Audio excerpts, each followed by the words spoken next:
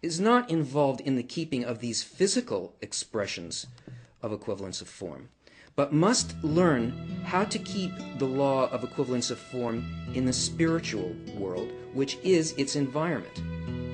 Let's look at the environment that we actually do live in.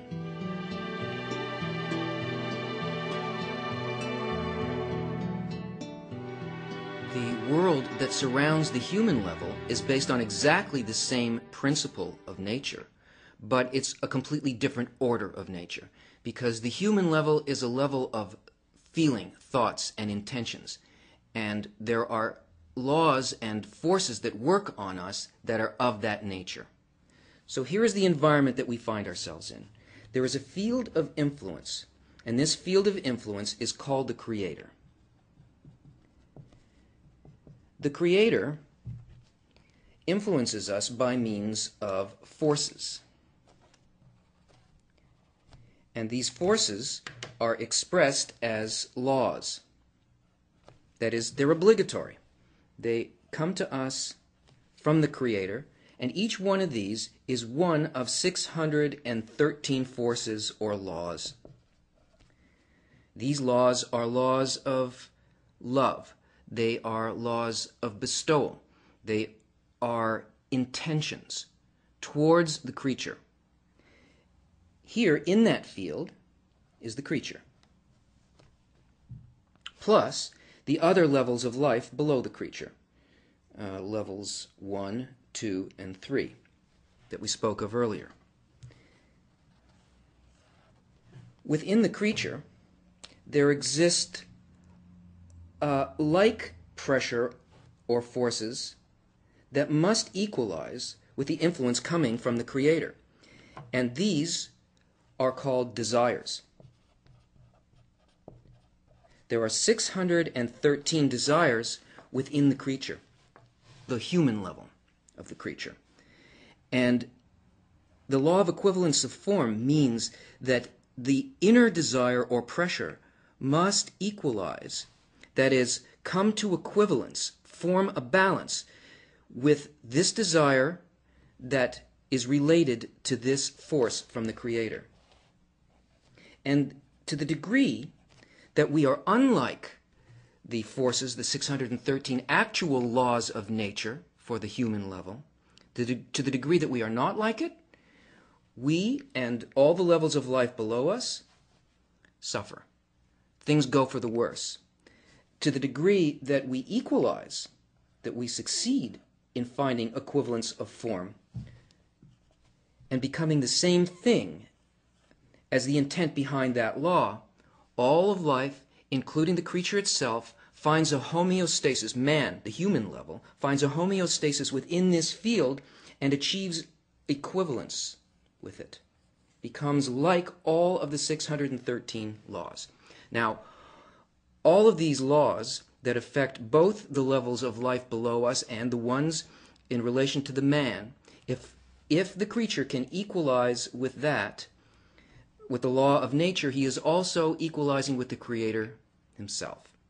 Because the Kabbalists tell us that the value in gematria between the word for nature, teva in Hebrew, and the word for God, Elohim, is 86, meaning they are the same thing.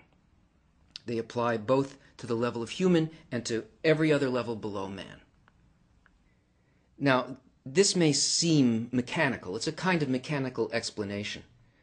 But since we, as humans, don't really feel how our inner states affect the levels of life below us, nor really do we have to, all we need to be aware of is our feeling states and how they work in our relationship to the world around us, that is, to people around us, to situations, the situations of our life.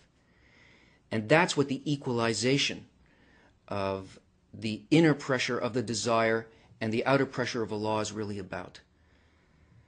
We learned that in the story of the guest and the host, that the way in which we can perceive what these laws are and to equalize with them is to be concerned not with the gift, that is, the event itself, but with the giver. What is the thought behind the event and the circumstances that we find ourselves in at any given time, and what is our attitude towards that. It seems like a very difficult thing to do, but that process of how we can sense that already exists in nature, and we merely have to learn to observe that, how that operates, and to do it.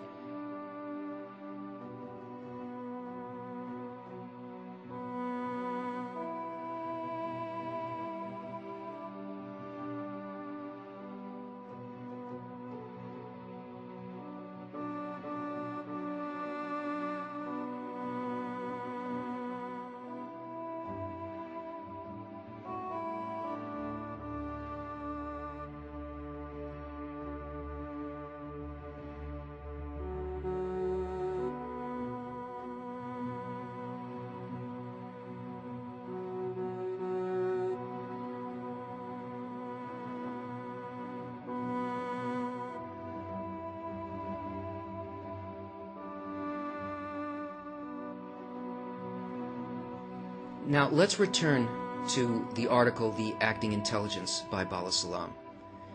And as we read this, try to connect to the author's thought and to his feeling, but especially try to connect to the thought and feeling behind why he is expressing this to you. The acting intelligence. I will explain by way of an illustration.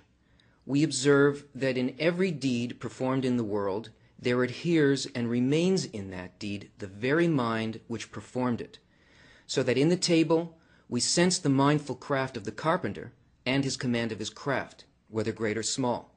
For at the time of his work he evaluated it with his knowledge and intelligence, so that one who examines that deed and thinks about the mind concealed therein realizes that it is from its inception bound up with the mind that made it. That is, they are in fact unified. We can see in everything that appears in this world that there is a thought behind it. It simply doesn't arise out of nothing. There is, in the world that we see before us, definitely craftsmen behind the objects. And we know from this physical example that the intention, that is the quality of the work, the care, what it is that was intended for our use, can be felt even in the simplest things. It's what we call quality. It is a sensation, not that this is an expensive or simply a beautiful object, but that if you really look at it, what you are sensing is the intention behind that thing. The quality of the mind, the quality of the desire to give an object or a circumstance of beauty to us. And we may look at a physical object and perhaps we will be blinded by its opaque quality.